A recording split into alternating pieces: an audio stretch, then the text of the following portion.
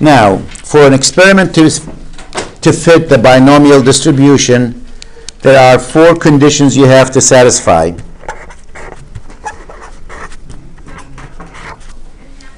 Four criteria. 1, it must have a fixed number of trials.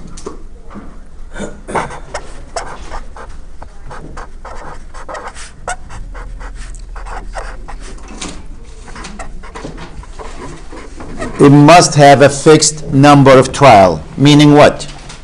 I have 4 markers, I'm testing 4, that's a fixed number.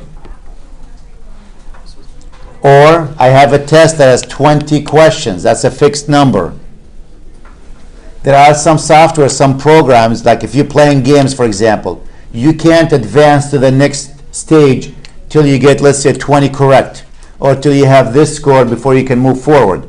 That's not a fixed number. Nobody knows how long it's going to take. That doesn't fit that criteria. Sometimes in math, like we have these programs, it says, well, to move forward, you have to get 19 correct answers out of 20 in a row. So they'll give you the test. No, you didn't get 19. You take it again, you didn't get 19. 6 months later, you didn't get the 19. 2 years later, you still didn't get the 19 correct answers out of 20. So you can't move forward till you have 19 out of 20 correct on one test. That's not a fixed number. A fixed number says we'll give you 20 trials and whatever happens, happens. If you don't pass it, that's your problem. If you pass it, good.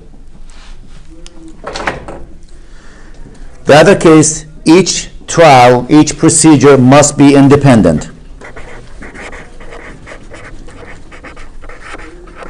That means whatever happens on the first trial does not affect what's going to happen on the second one. For example, again, you have questions on a test. It says the first question says, what is the definition of a function? We'll do a math test.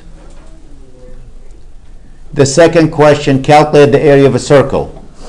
Well, definition of a function, area of a circle, they don't depend on each other. But on the other hand, if we said, you know what, we're going to build a garden here. I need to fence the garden. Calculate now the perimeter for the garden. So you calculate the perimeter of the garden. Now I said, okay, let's say Home Depot sells the fence for $10 a square foot. Well, guess what? How much is it going to cost you to buy that? If you made a mistake calculating the perimeter, is that going to affect the answer for the cost? That's not independent. That's dependent. So sometimes you have a question that depends on the answer from the previous one. If that's the case, we can't use it. It has to be completely independent. If you get the first one right or wrong, who cares?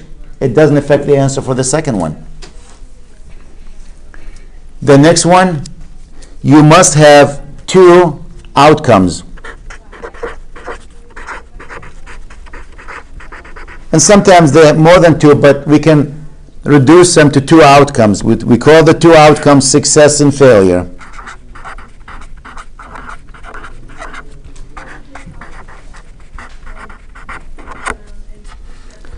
So the experiment must have 2 outcomes, success or failure. And the last one, that the probability of success must remain the same throughout the whole experiment. These are the 4 criteria you have to satisfy. You must have a fixed number of trials. The trials must be independent of each other. Each trial must have 2 outcomes or reducible to 2 outcomes. We call them success and failure. And the probability of success for each one of these has to be the same. So, true, false, yes, no. I'm going to give you a test here. Tell me if that fits that probability distribution. Binomial distribution, I'm sorry. The binomial distribution. I'm giving you a quiz that has these questions on it. It's the first question, true, false. Second question, you have A, B, C. Third question, A, B, C, and D. And that's good. That's my whole test. Now, I made the questions squiggly line intentionally, not because I don't want to write anything. you know.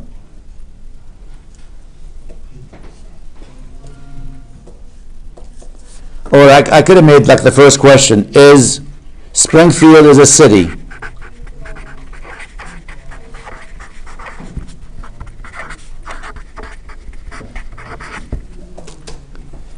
True, false, you know. Second question, you are, there we go, choice A, Democrat, choice B, Republican. We asked a registered voter here. Choice 3, independent. If you're registered, you belong to one of these.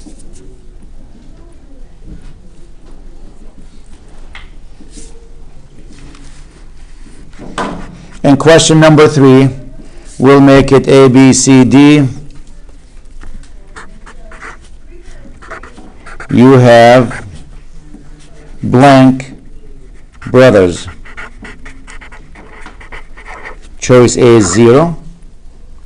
Choice B between 1 and 4. Choice C between 5 and 10. And choice D more than 10.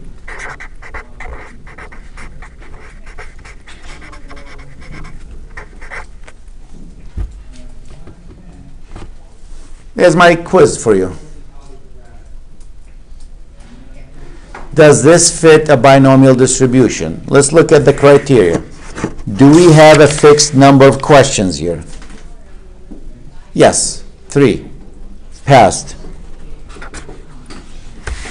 Second question. Are these questions independent? Springfield is a city, yes. True, false? True. You are Democrat, Republican. Does that change anything? Not really. How many siblings you have? Doesn't matter. Sounds like independent. The answer to this doesn't change this, doesn't change that one. I'm assuming only one correct answer to each question, which is in this case yes. You have 2 outcomes. We call them success and failure. I can define success as you getting the right answer. So yes, you're going to have the right answer or the wrong answer. And so this is yes. What about question 4? Is the probability of success the same? Is the probability of you guessing the right answer the same? There to get the correct answer is what? 50-50, 1 out of 2. Here to get the correct answer is what? 1 out of 3. And here to get the correct answer is what? 1 out of 4. This does not fit the last case. So you can't apply binomial distribution to it. So all 4 conditions have to be yes, yes, yes, and yes to be able to use the binomial distribution.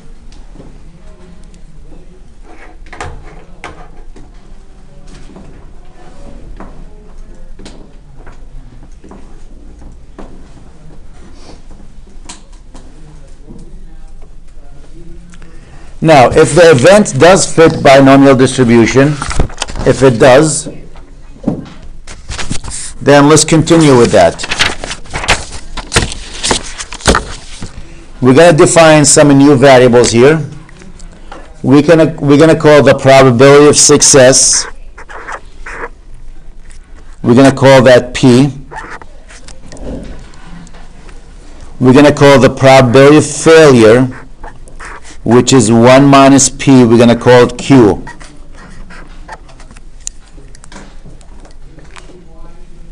Q is the probability of failure.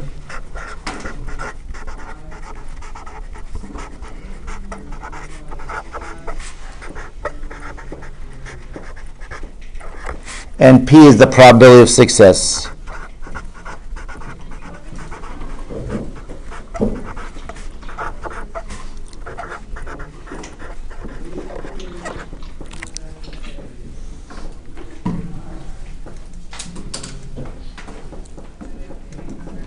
N is the fixed number of trials.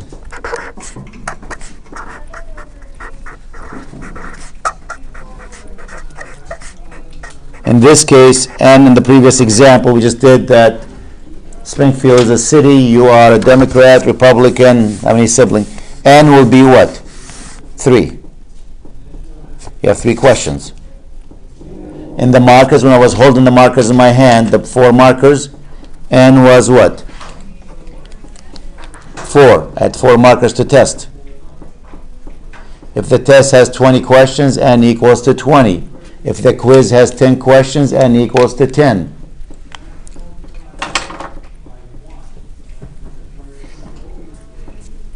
And what about x? X represent actually the number of successes.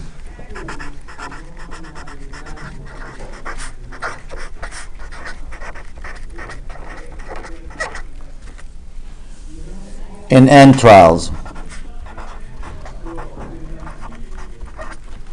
So for example, going back to these markers, let me hold in my hand again. X for the first time here, none of these markers are working good because X meant working good. 0 of them working good. That's my success, none of them. Here, only 1 of them working good. In this case, X is what? 2. 2 of them working good. 3 of them working good. And finally, 4 of them working good. So that's what the X value is. So once we have that, we can get the probability without having to list them all and go through them. Without having to go through that. I did them intentionally the long way, and I'm going to show you how to get to the answer, the shortcut.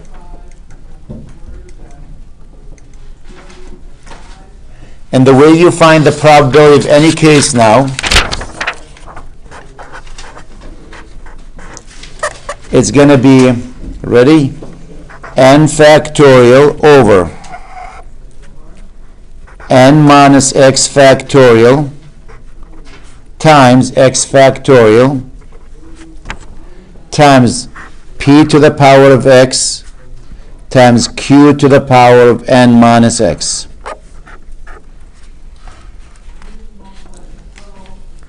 Now before you panic, this is really nothing more than what? NCX, correct.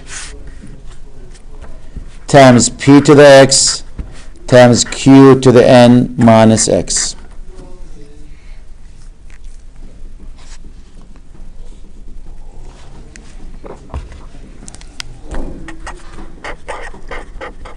Now let's go back to that experiment we just did, the normal distribution. I mean not normal. The first one with the markers in my hand. I define x as a good number, getting a good marker.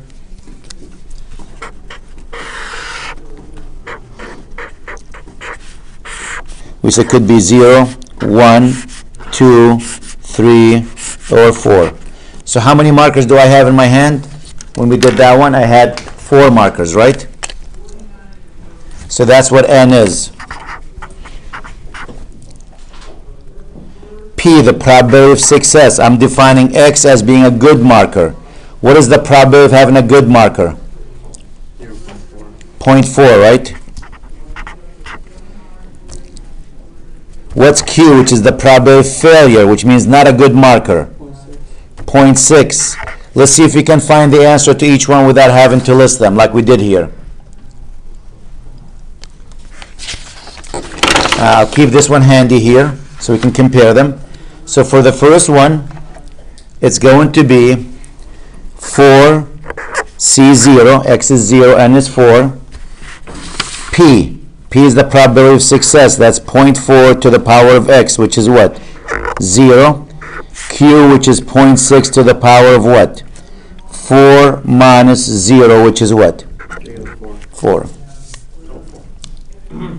For the second one, this will be 4C1, 0.4 to the 1, 0.6 to 4 minus 1, which is 3. This will be 4C2, 0.4 to the second, 0.6 squared. This will be 4C3, 0.4 to the third, 0.6 to the power of 1. And the last one, 4C4, 0.4 to the 4, 0.6 to the 0. And if you have a calculator handy, just go through them. Turn it on first.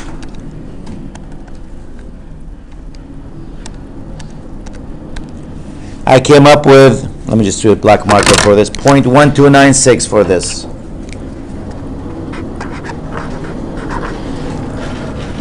Next one.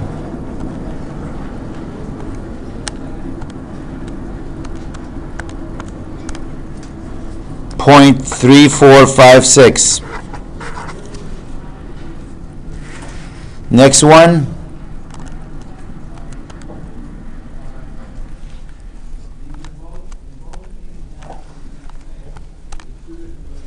.3456. Next one.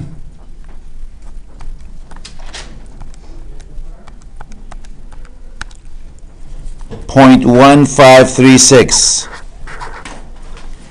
And the last one, 0.0256. Were they the same answers the way we did the long way before? Look at the answers, exactly the same. So if you know the event is binomial, don't kill yourself trying to do them the long way. Use that equation.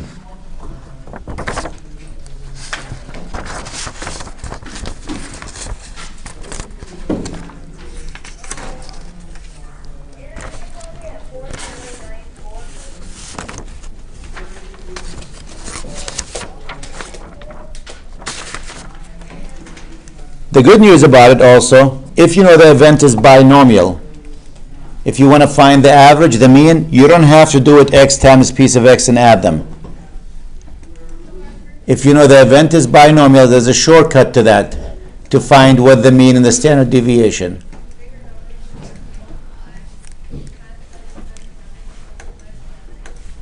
The mean, actually, that's the next section here.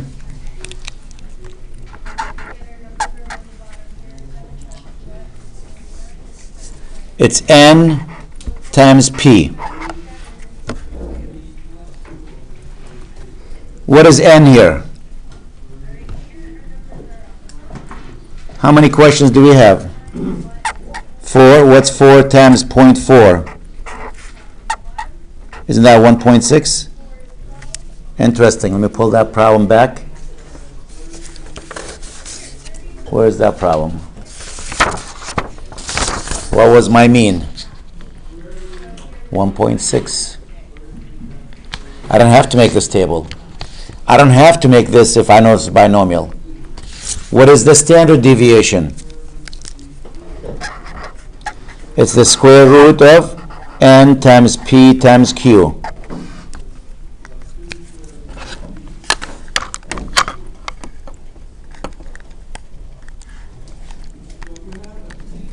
It's the square root of 0.96, which is 0.98.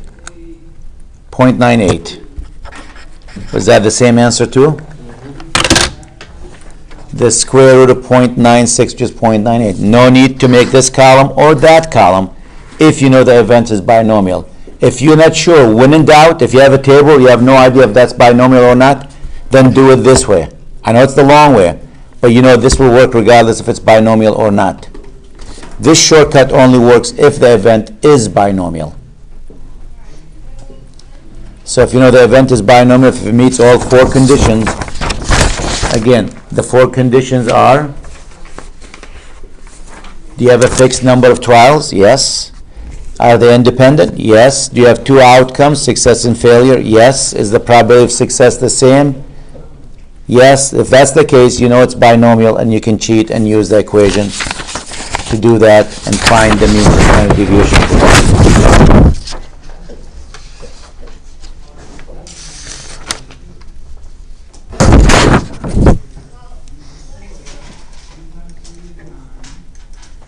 Let's take another question here quickly.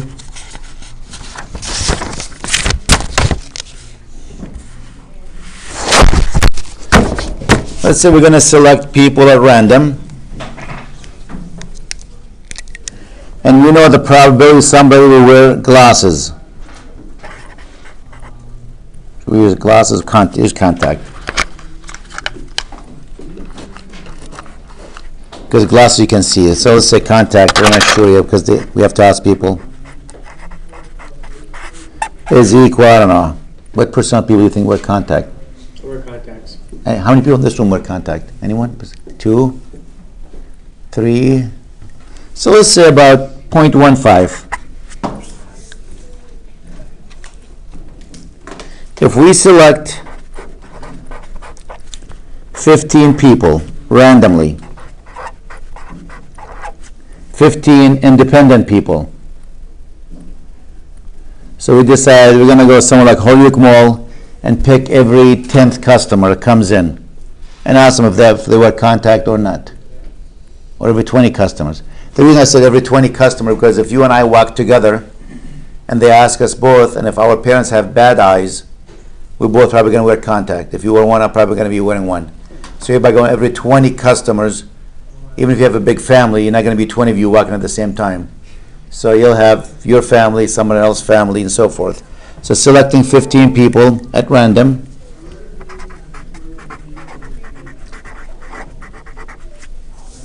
And if the question was, can you find the probability of at least 5 of them will wear contact?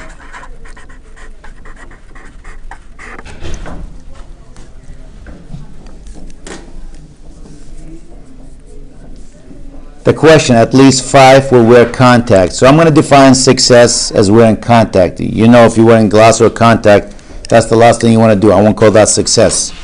But a lot of people think success is always something good. No, could be anything. So the way I decide what success is, I look at the question. You're only asking people who aren't wearing glasses. Yep, contact. So I'm going to ask people at random, do you wear contact? So I'm going to define success as wearing contact.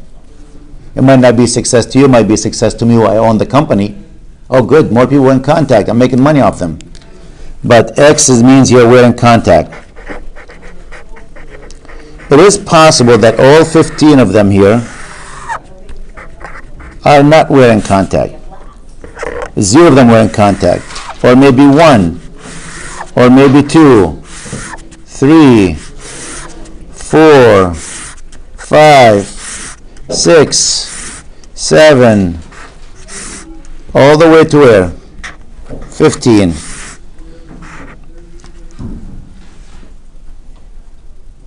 I got 15 people. That means you got to be kidding me.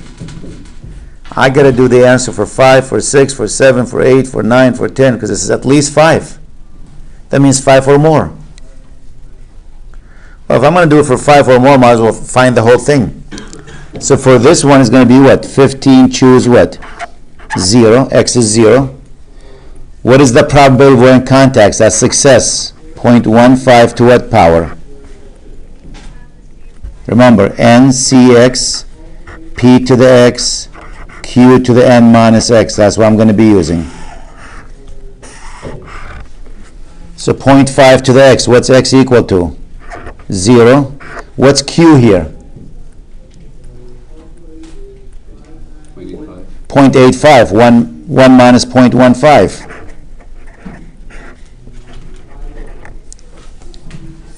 The good news you'll see quickly, some of these numbers will go to 0 quickly.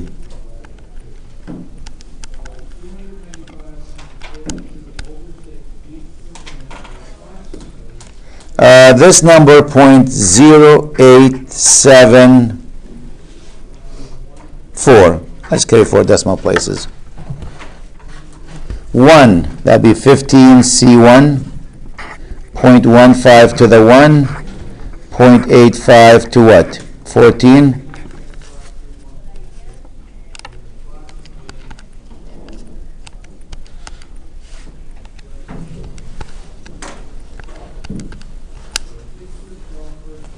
This is 0.2312. The next one, 15C2, 0.15 squared, 0.85 to what power? 13.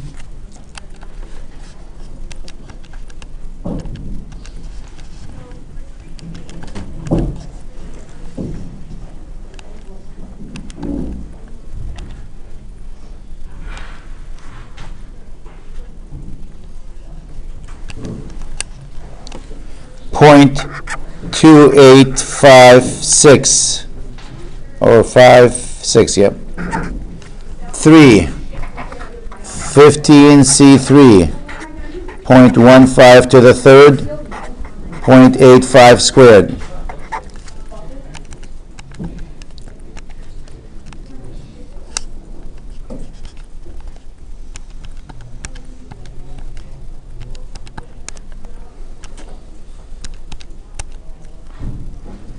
.2184.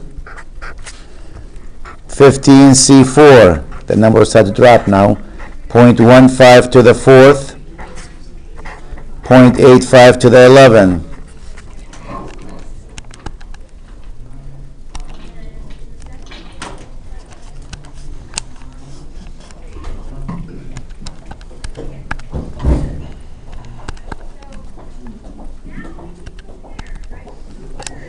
And this one starts to shrink now, 0.1156, and so forth. Well, I need to find the answer for 5, for 6, for 7, for 8, for 9, for 10, for 11, 12, 13, 14, 15. Because the question is at least 5. So I need to know what this number is. All these. Gonna be there for a while. We only got 3 minutes. What was it? 1 minus. Very good. Joseph said 1 minus. He said, find the sum. I heard him whisper that. Find the sum of these, because they have to add up to a 1. If you know what that group is, 0.0874 plus 0.2312 plus 0.2856 plus 0.2184 plus 0.1156. This is 0.9382.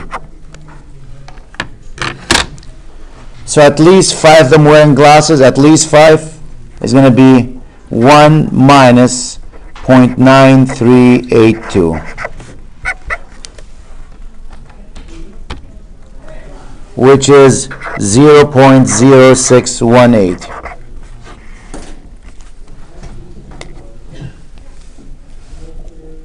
So at least 5, that means 5 or more wearing glasses. The chance is really slim to have 5 or more wearing glasses.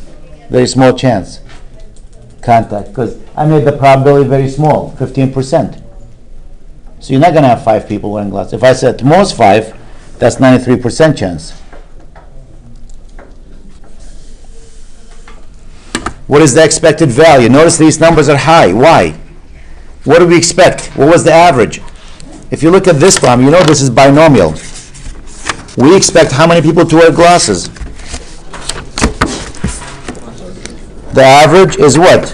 N times P. N is what? 15 times 1.15, which is what? 2.25. We expect the number to be the highest between 2 and 3, somewhere there, around 2.